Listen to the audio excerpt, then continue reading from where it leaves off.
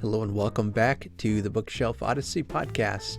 My name is Art, and call me a Thanksgiving turkey because I'm stuffed. Okay. Happy Thanksgiving, everyone. This should come out, hopefully, Thanksgiving weekend. On this episode, I have a returning guest. Her name's Shannon Symonds. She writes mysteries, lots of other things. You can find it all on her website there. And we just talk about how life has been the last couple of years since she's been on the show last. She's had a lot of life changes, a lot of things going on. But as we share at the end of the episode, we both take a moment just to express gratitude for the events of this past year. There have been good things, there have been difficult things, but through it all, God has been good. And we wanted to take a moment and acknowledge that, along with talking about her great mystery series. And well, I don't want to bury the lead here, but she's gotten married recently and a lot of life changes, but now things are settling down and she's back to the desk and she's back to writing. There's something she says in our interview that was almost kind of like an offhand comment, but she said that triumph sells, and I love that. That's what I love about mysteries and about cozy mysteries, or about things that end on a happy ending. You know, we're in a culture right now that it just seems fueled by hate and anger, and just taking a moment talking with someone with such a positive outlook on life was really encouraging to me, and I love hearing her story. I guess that's all I'll say. I know some of what we talk about we have probably covered on the last time she was on, but I've got a lot more of you here than were following me, two years ago. So we do cover some of the details of her life, what she writes, things like that, but just have a lovely chat about books, about book shopping, about the smell of old books. A lot of great things we discuss in our conversation today. I know you'll enjoy it. So I'm going to go raid the refrigerator and see if there's any leftover turkey or pie I can indulge in. In the meantime, please enjoy this interview with Shannon Symonds, author of Booked for Murder.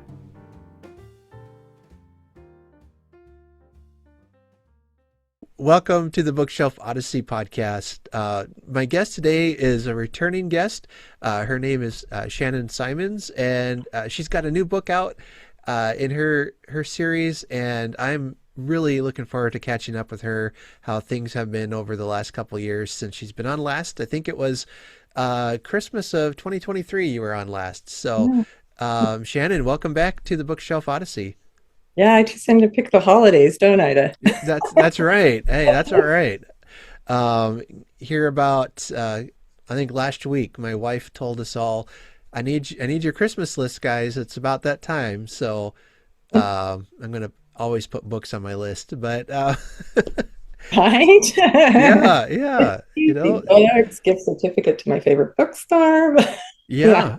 I just had a shelf. That was my yeah. Exactly. I'm excited to have you back on. I've enjoyed your writing and looking forward to hearing what's going to come next. But since you've been on, I've had a lot of new subscribers and all that. So why don't you just go ahead and share a little bit about who you are and what you do and what you write. Okay. Well, my name is Shannon Symonds, and that's my pen name because I got married last year, but I'll get to that. I was born and had the luxury of pretty fabulous childhood in a beach house with a bunch of cousins in Oregon.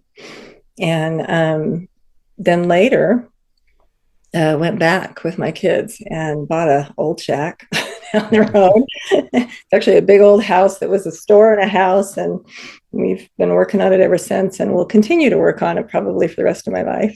Mm-hmm. And so I lived in Seaside, Oregon for 30 years, and I always loved to write. So while I was at the beach when it would rain, I think I was 8 or 7, somewhere in elementary school early, I found an Agatha Christie book on the shelf. So my grandmother, my great aunts were with us all summer, and they were all teachers, and they were like the Golden Girls. They were fabulous and hilarious. And yeah.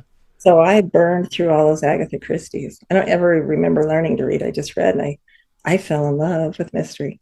Um, and I wrote over the years. I did some self-help articles at one point. When I was in Oregon, I fell into a job where I had kind of an early childhood education, parent teacher, teaching parenting classes, that kind of thing.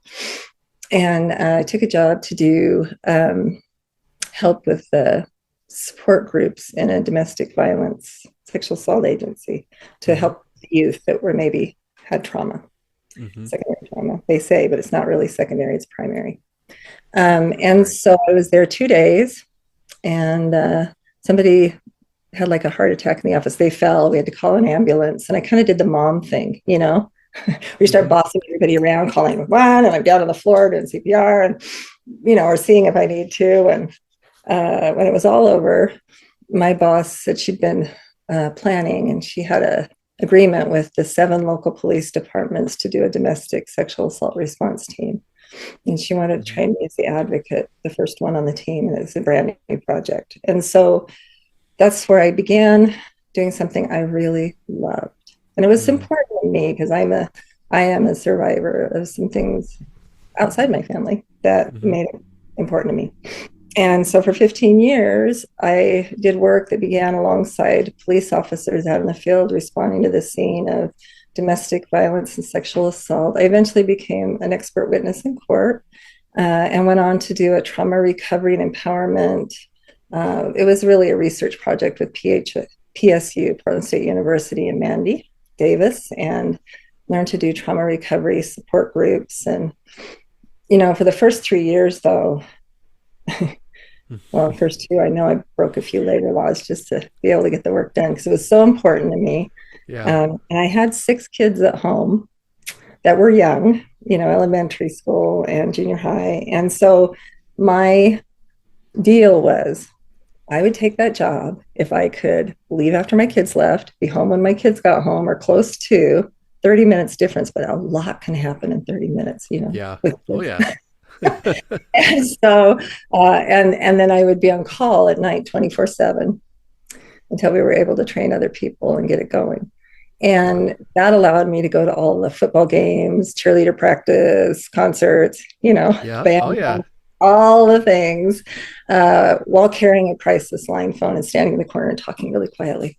So during that time, I was asked constantly a couple of questions, like, why doesn't she hit back? Why doesn't she just leave? And then all of the other comments, right, on why this is happening and why isn't she this? And why aren't they this? And what I was seeing was these amazing survivors doing really strong and courageous things, making plans and moving. And what seemed like on the outside to people that were wondering, why are they in this? What's happening?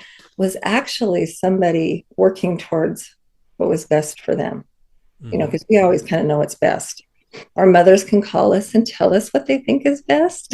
And our siblings can call us and tell us, you're out of your mind, Right. But truthfully, we're the ones that have to live with it. So if you're going to tell somebody what to do, you better be prepared to live with their consequences, because they're going to be calling you like, you said to do this, and dude, this did not work out. Yeah. So when I had to leave that job, I really didn't want to, but some things were happening, and it was absolutely the right decision. And I went on to work with families at risk and do more parent education. And I still had things to say. And I was like, I'm a little prayerful, I'm praying. I felt like I should write a book. And I had been doing like little self-help articles and, things. I even blogged like for a musician. And so I was talking to my sister, who is a school teacher. And I said, but I can't write about anything I did. I mean, it's all confidential. Right. Unless it was in court or in the front of the newspaper, I can't tell you. And she said, well, Shannon, write a fiction and just pull out like, pieces and parts. Don't do one story. And she was right. And that is what I decided to do, because if you read a good murder mystery, you're into the mystery. And if I can bring in a character who's in a tough spot, and not necessarily domestic violence or whatever that spot is. Most of them are past that, just trying to get on with life, the people that I write about. The first book I wrote, they weren't, but all the others, and this book, she actually got involved in, her friends all got married, like right before COVID. And she was like the last standout. And she's a research librarian at Harvard. She's really brilliant. And she meets a police officer during COVID. And by golly, she just falls head over heels with him. And I think she thinks, as she looks back, I just didn't want to be alone. And which has happened a lot, right? Yeah. Especially when your friends get married, you feel like, what's wrong with me? And then there he was. And as it turns out, he was a problem. And so she's ended up a serious problem. He was not only a police officer, he was doing some other things on the side that made him dangerous. So when you meet her, in my first book in this series, she's leaving the shelter. And in this second book, she's established. In the first book, she wants to get this job with this author who's wonderful so badly. She says one thing too many and unravels all the things she's done to hide. And so that comes apart. In the second book in the series, she finally thinks life is perfect. It's grand. Everything is going well. She has a little bit of romance going on with the author. And she has a great book club that she loves, really loves, and good friends. And she's taking care of antiquarian books and valuing them. I mean, good work, cute dog, house on a ridge over the ocean. Life is good. And then she hears his mother's coming to town. And she doesn't just hear she's coming to town. His friend that works at the house tells her, run, don't stop, leave before she gets here. Maybe you can quit your job and leave the country. But apparently she's something. And she is when she arrives. And they're at the bookstore. They're in the middle of a book club meeting a little later. And there's another woman in the story that is she's a blogger. She owns a flower shop in town, which is what I experienced down in Seaside. It's a very famous people with paintings in the Louvre living in town. Sure, because they can, because they got the money and they can live wherever they want.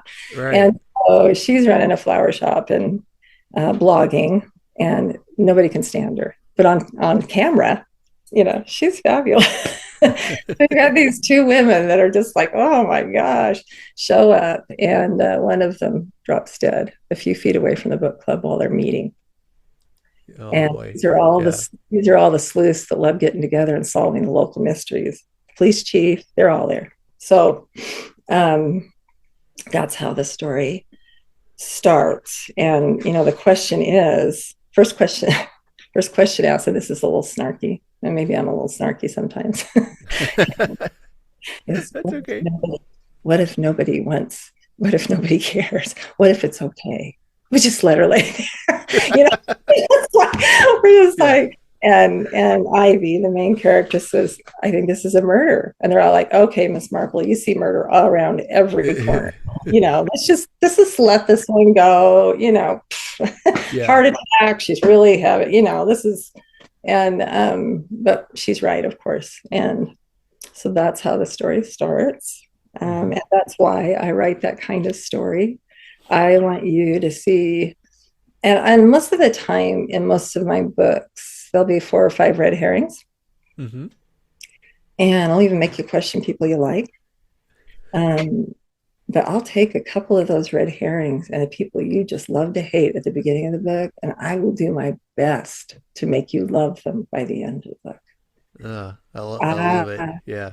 Yeah. I really believe we don't see each other very well sometimes. And we're snappy to, categorize each other. Like Brene Brown was talking about COVID. And she said, and I'm not going to quote her exactly, so you'll have to go find a YouTube video. But she said that she was looking during 2020 to see if we would band together and support each other, which is what I thought, because we'd had a huge storm in our town. We'd done that, right? And she said, instead, and I'm not going to say this exactly right, she said, instead, we dissolved into digital tribes of mutual hate. And I thought that was what I was seeing. And And I'm kind of a hippie from the coast, and I just want everybody to love everybody. Yeah, yeah, exactly. And I'm gonna love the skateboarders, and I'm gonna love the surfers, and you know, Yep. so Yeah. Yeah. yeah, Wow. I What a like to journey. laugh. Yeah, Yeah. yeah. So that's who I Yeah. am. That's what I write, and I still have 6 kids, but they're all grown up, and I have 15 grandkids, and I Hmm. have my house by Seaside, in Seaside. Hmm. My daughter's in it right now. She has a little bit of health issues, so it's a fabulous place to be when you have medical bills. Hmm. And I still have my bedroom, my office, and my clawfoot tub bathroom, Hmm. and plenty of space. And so I will be there when the weather's good in the summers. And I Yeah. will be in Utah with my husband. I actually um, did something dumb because I'm older, and friends at work were getting married to people they met online. Mm-hmm. I know, right? And they were like 20. And they're telling Right. me, you really need to go online and meet somebody. You've been single too long. And I'm like, ugh, right. I went to dinner with my good friends, and I have a friend who has this gorgeous house in Cannon Beach, and her husband's a golf pro, and she's an executive, and they're so happily married. They just got back from Hawaii, and I'm laughing about work, and she goes, "That's how I met my husband. Like I really Hmm. put my foot in it." Hmm. So, so I just took a look, and I met my husband, who um, he's a widower. He was a widower of 4 years and 3.5, 4 years. And he had 5 kids, and he'd adopted 4 of them. They looked like the United Nations, and he loved them all. Hmm. And was also working as a managing editor at the Church News, which meant we had similar beliefs. And he told me last week, I didn't know this. He's the longest standing employee at Deseret News, which is the oldest business in Utah. Mm-hmm. He's been there 1/4 of their existence. Oh. It was great to marry an editor. I can walk over and say, "Hey, what about this column?" Anytime I want. Yeah, there you go. It's like a live-in editor now, yeah. He loves to read, and he supports my writing. And so now, Oh, lovely. for the last year and a half, we had a big wedding. He has a special needs daughter that had 2 major surgeries Hmm. that we got through. And I retired, and a little early, and I am home writing and helping out with her occasionally. So Hmm. I am back at the desk and really enjoying it. I got another book right behind this one. All So right. Yeah. So you have a new one coming out this November, correct? that's right. And what can you tell us about that one? It is so the first book when she leaves is called Book for Murder, and Hmm. this one's Murder by the Book. I like printed out the cover because I'm loading it up this week, and of Hmm. course last minute, right? Right. So Hey. this is the first yeah, this is the first book, and it did very well. It was really fun because it Hmm. it like zoomed right up to number 2 behind the inheritance games, which was really good. Like I read it myself to see what the heck. And Yeah. it was like it passed R.L. Stine, it passed some really big names, which made me happy and stayed there for quite a while. So that was a fun book. I think this Hmm. one's better. At least that's what some of my ARC readers are telling me. So this is Murder by the Book. So they look really similar. The Big Crow is the new one. Um, and it's the same characters, same town. It's called Balefire Bay. It's a little beach town. Hmm. And yeah, that's the book I was talking about, where somebody drops dead, and in the in the bookstore bakery where the book club meets. So yeah. Right. All right. Mm. Yeah, we're going to be heading into, the Christmas season and all that, where, us bookworms are putting books on our lists for for sure. So, And a um, bookshelf, in a bookshelf, yeah, yeah, I gotta have somewhere to hold it all. right? So, my wife picked up a used bookshelf from it was like a church was having a like a yard sale kind of thing, and there's a bookshelf there, and she's like, I just picked this up. I don't know if I want it for my classroom or maybe just we can have it at home somewhere. You know, I'm like, if you don't need it for your classroom, I can use it. And sure enough, it ends up here in the library. It's already full. And I have like three of the cutest baskets you've ever seen, full of books, waiting for the yeah, bookshelf right there. yeah, yeah. I So love church rummage sales. I love yes, yeah. It was that. great. It's it's a wooden shelf. It's pretty sturdy. It was like $10 maybe. I don't know. It wasn't much at all. So, um, But but if you were in yeah. my house when I wasn't sharing with my daughter and she didn't minimize it, or minimalistic decorations is what she Hmm. likes. Hmm. Um, I really loved like anything Miss Marple, and the whole house was kind of like chintz and Mm. vintage and old and Yeah. yeah. So going to those was so fun, like Saturday garage sales, or I wanted Yep. something like Yeah. antique. Yeah, Yeah. Yeah. My wife especially, she loves going to garage sales and different things, and she's got a skill, to go to a thrift store, and I think she probably just has the patience, to go through all the clothes, everything, and that's so I, hard. I know I'm like, oh, I don't see anything right away. I'm out. All right, really? Yeah. I will get through my phone if it's, you know how you think you have the ringer off and then it starts dinging? Oh yeah. And Yeah. Yeah. my husband had never been to a thrift store. Oh Or really? Wow. he said my wife would not shop these. And I'm like, oh, let me introduce you to the fine art of junk. It's great. Yeah. I took her. There's a local, it's not Goodwill, it's called Deseret Industries. And they have a lot of stores here. Hmm. And people love donating to it. And then I took him into the book section. Mm. And it was love at first sight. He came out with 13 books. He came out with he loves history. He came out with an entire series of history. Oh, The other day, lovely. he went alone. The other day, he went alone. Hmm. He was at some appointment and he goes, it's a little worn out. So I just stopped at the Deseret Industries and bought a few books. I was like, uh, thank you. I'm your best book pusher. that's right. That's right. One of our local libraries just had a book sale, and I I happened to see it advertised. I finally saw it advertised before it started. I usually get there late, but so I got Right. there as soon as they open, the Yeah. Wednesday, whenever it was, and I'm like, I finally found like all the good finds, and most of them are just used old library books they're selling or whatever. But I don't care. Those. I like it when they have the old pocket in the back and the Yeah, stamp. yes, I love those.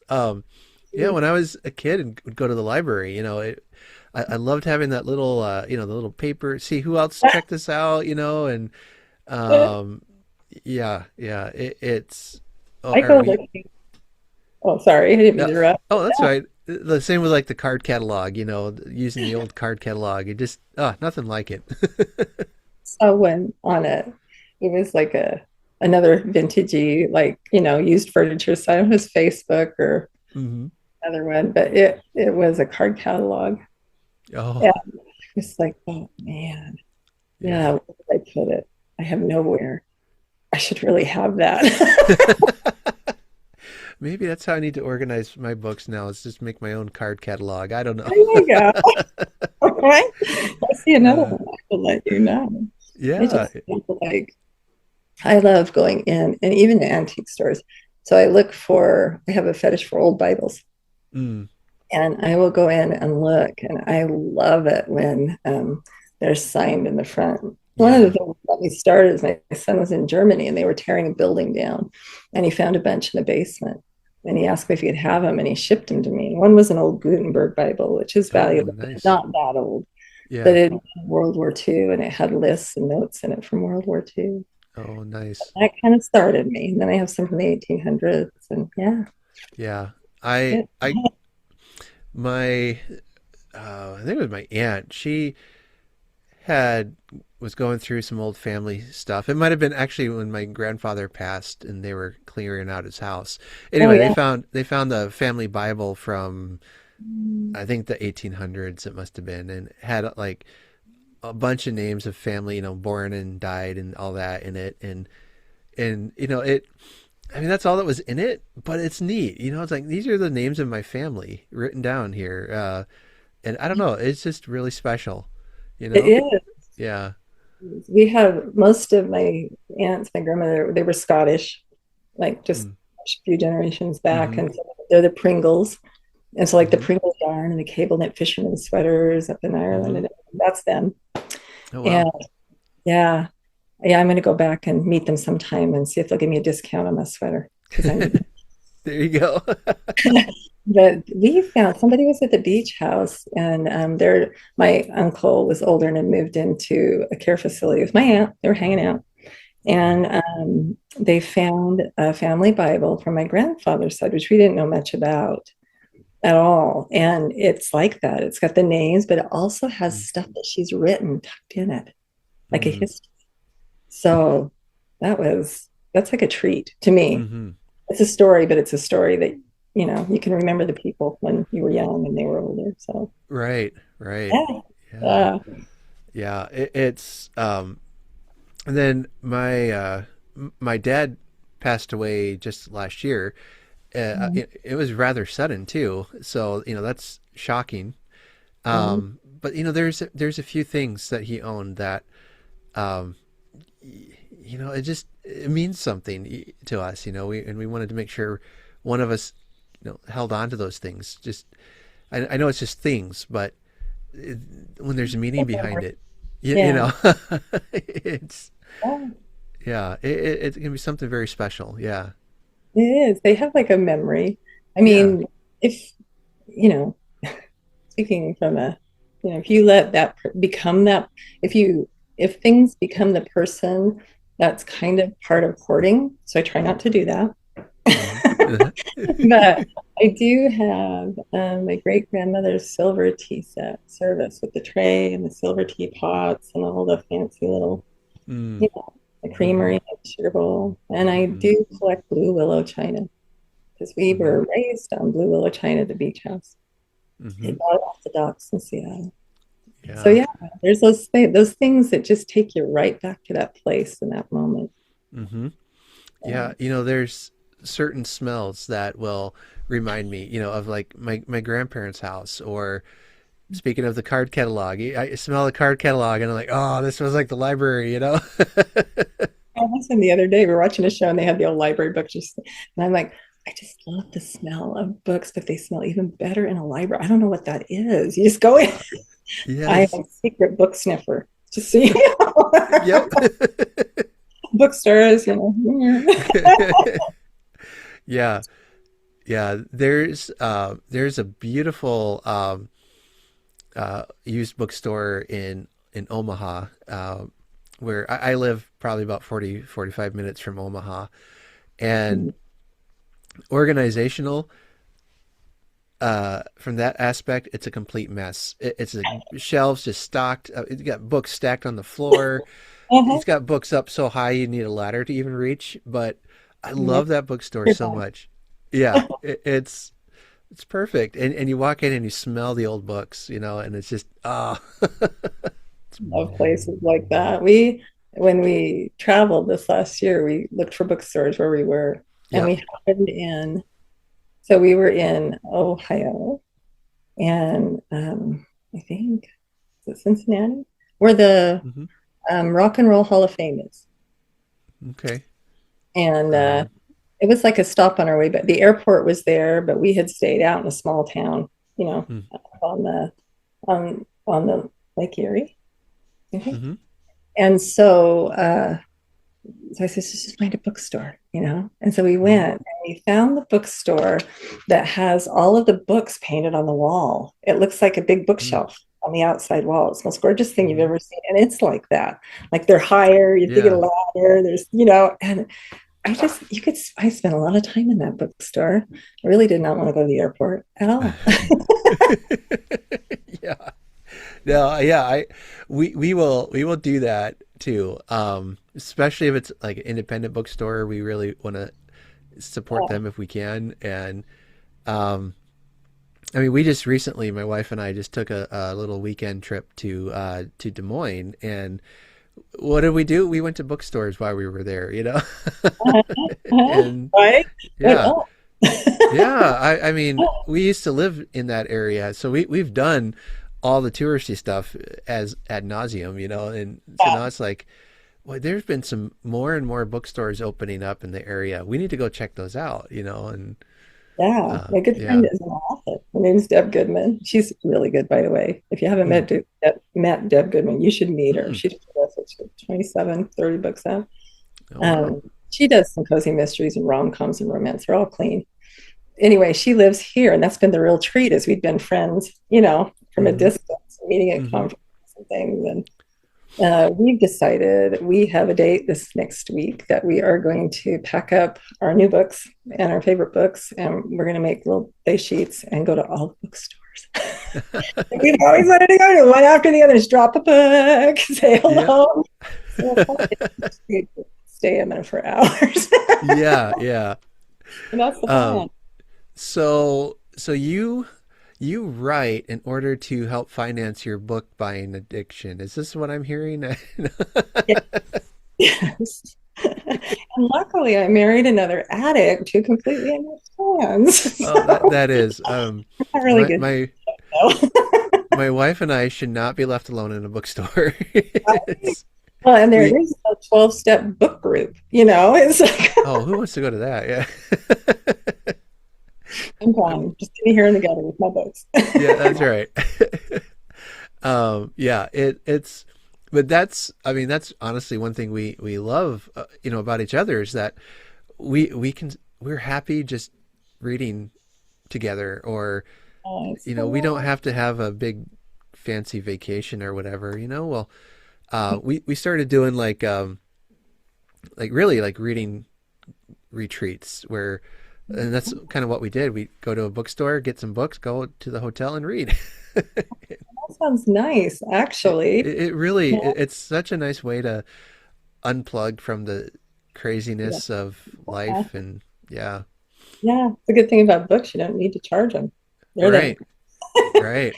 You know, yeah, I was thinking the other day, we've been talking because he had a habit of reading in this chair, the Hmm. chair, the easy Hmm. chair. And so I'm sitting across the room going, I don't like this. So we tried out the couch in the living room or the family room, and we're like, eh. And so we went this weekend and bought a couch to read together on and to Oh, sit together while we're reading because it was like a little one for the bedroom because, you want it quiet. And if somebody's watching, you know, hmm. YouTube baking shows or whatever they have on. Yeah, yeah, So yeah, yeah. yeah. 'Cause, yes, I've been looking like to me, I really like that. He likes to read history, scriptures. He has to read a lot for his job. He has to Hmm. know and sports. Hmm. My big sacrifice this weekend was a baseball documentary. It was good. He's reading a baseball book, but it doesn't matter because you can Yeah, at least be in the same room, which is really nice. yeah, yeah, definitely. Um, well, since this episode will be out either right before or right after Thanksgiving, I just wanted to acknowledge that a little bit and ask, you know, what are you thankful for this year? Sounds like you've had quite the year or two. I What have you had to be thankful for? I have a lot. I first of all, um, getting married when you've been single is can be difficult, Hmm. because I had everything I wanted. Life was good. Paying all my own Hmm. bills. Nobody was telling me what to buy as far as books go. And so when I met David, I mean, he's so sweet. He flew me back home anytime I needed to last year. And we had my stepdaughter had some major surgeries, but my granddaughter and my grandkids got pretty sick last winter. And my daughter called, and I was talking to my granddaughter. She's going to get to the emergency room, and they ended up what they call panda flighted her to Portland from the coast because she wasn't Hmm. keeping oxygen. She wasn't breathing. Um, she had a couple of really serious RSV on top of, on top of, on Hmm. top. And she called me back and she was, we're being life flighted. And I'm like, I'll be Hmm. there. And I Yeah. told David, see ya. And I bought a plane ticket and left in an hour and a half. Mm. And, Wow. I couldn't have done that when I was single. Right. I wouldn't have been able to. It wasn't in the budget. And I had times, where I had been driving in snowstorms and terrible places. I would have gone anyway. But I am just so grateful for someone that supports me and my 6 kids, and 15 kids, and is willing and understands that family matters. Hmm. I am really grateful for my friend Deb. She's been a gift this last year, as far Hmm. as I had a couple of publishers that wanted to look at the book, which is what slowed me down by about 6 months. Hmm. And she helped me get it ready, all those things that you have to do in the marketing plan. And she's got an eye, just a really great editor's eye. I have stories coming out. There's just not enough time to write them down. She knows where the commas go, and she knows the business, and she knows that end of it. She has a degree from BYU in literature or something. So Yeah. she's brilliant. I am grateful to be married to somebody who, well, I love God. He loves God. Hmm. I love Jesus. He loves Jesus. I introduced him to The Chosen. He's a massive fan. So we have something in common besides books. Uh-huh. Um, Gosh, I've just been so blessed, and I didn't lose any of those babies. I had one child Mm. like bought a new house, had a big barn and a horse stable and all this stuff, and he was cleaning it, and he got hantavirus, which Mm. is life threatening. And he Hmm. was made it. We've had a lot of close calls this year, and we have Mm. been extra blessed this year. So yeah, it Hmm. slowed me down, but family's first for me. Hmm. Yeah, babies first. So yeah, Right. really Right. Well, grateful. and So you've seen the other side with other people and what they've had to experience with terrible people in their life, and um, and I had my yeah, moment. yeah, yeah. We all You've have been that. there. My first husband. Yeah. Right. Yeah, but same with us. God has been good this year. We and I've mentioned this I know in a past podcast, I'm sure, but I just want to express my gratitude to God for the journey we've been on this year. I ended up with a new job. We bought our first house. Even in our 40s, we finally did it. That's unusual in America these days. Yeah, yeah, right. And um, my wife found a job that she just loves to pieces. It's hard, but she's a middle school English and reading teacher, and she's so good at it. If I mean, it might be a prejudiced point of view, but it's her first year teaching since January. So it's been hard getting the first year in, but she's doing so great. She's thriving, and that makes me so happy. A And line of teachers, and they are yeah. the special people to me. To me, they are.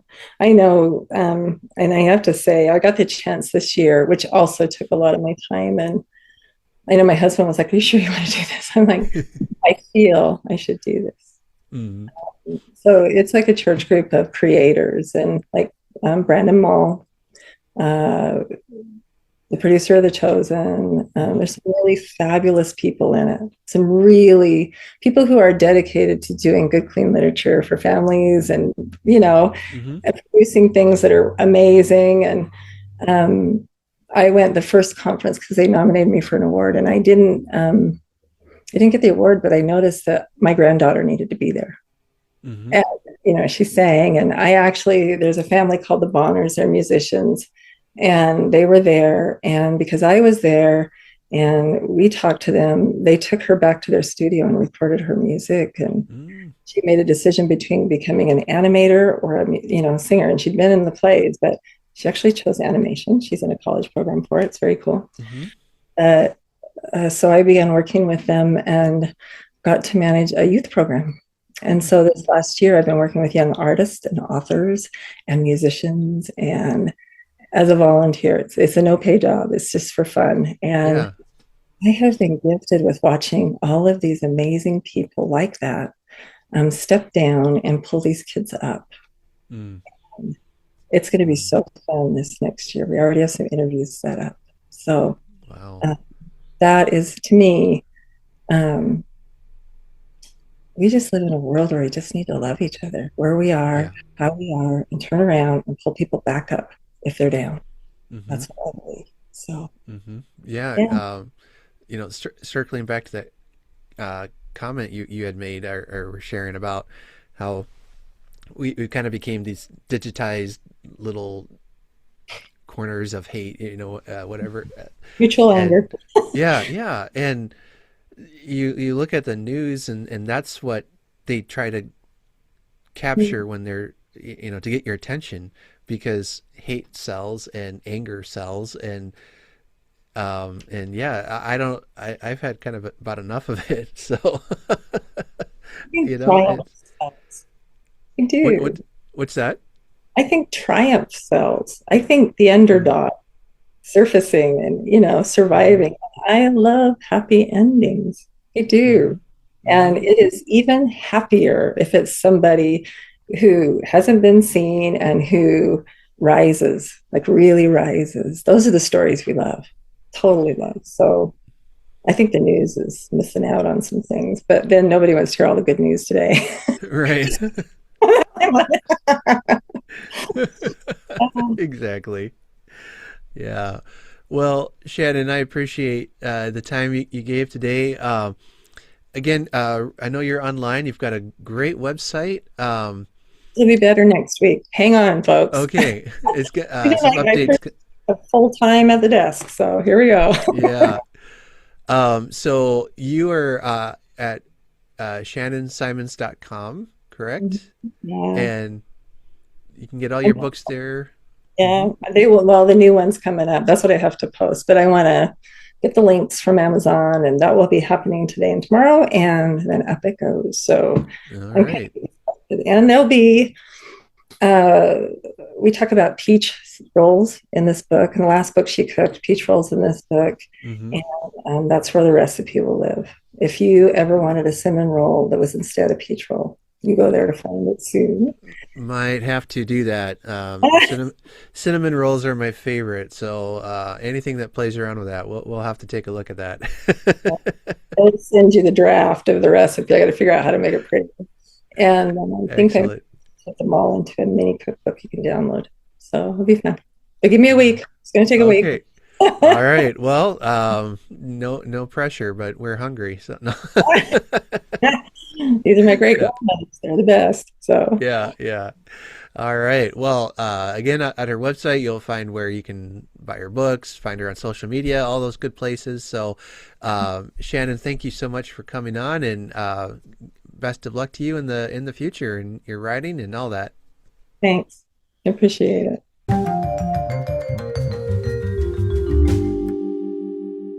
All right. Thanks for watching the interview. And again, her new book is called Murder by the Book, and it'll be on sale now that the video's out. And I really enjoyed her first one, and I know the second one. I can't wait to read it. I hope this weekend you take some time to express gratitude for the good in your life. Let joy, let triumph be that thing that drives you into this new year. What a great time to set aside hate and anger and just express gratitude. All right. Again, I'll have her website linked in the show notes where you can find her books. She's got a newsletter that she's very active in writing. If you are interested in signing up for that, I'll make sure to link that below. All that turkey is starting to kick in and I'm filling up for a nap. So we'll let you go. I'll be back again next week with another great interview with another writer. And until then, happy reading and take care.